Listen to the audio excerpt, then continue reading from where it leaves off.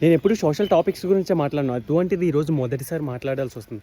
ఎందుకంటే ఈ రైతే రాజు అని అందరూ అంటారు కదా! రైతే దేశానికి వెన్నెముక అని. సో, అటువంటి రైతుకే ఈరోజు యూరియా అనేది లభించట్లేదు.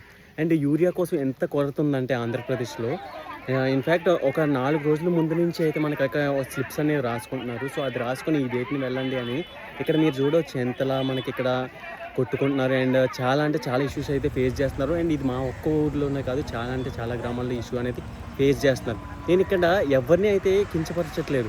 జస్ట్ ఈ ఇన్ఫర్మేషన్ అనేది ప్రభుత్వం వరకు చేరాలనేది నా ఉద్దేశ్యం. అండ్ ఇక్కడ ఎందుకంటే మనకి పడే సమస్య వాళ్ళ వరకు చేరాలంటే ఎవరో ఒకరు చెప్తేనే కదా!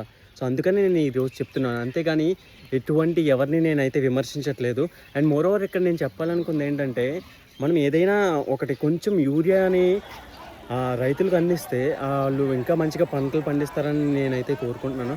ఐ హోప్ ఇది నా ఒపీనియన్. మీ ఒపీనియన్ కూడా కామెంట్‌లో చెప్పండి. అండ్ మీ ఊర్లో కూడా ఈ ఇష్యూస్ ఫేస్ చేస్తుంటే తప్పకుండా కామెంట్ చేయండి. జై హింద్.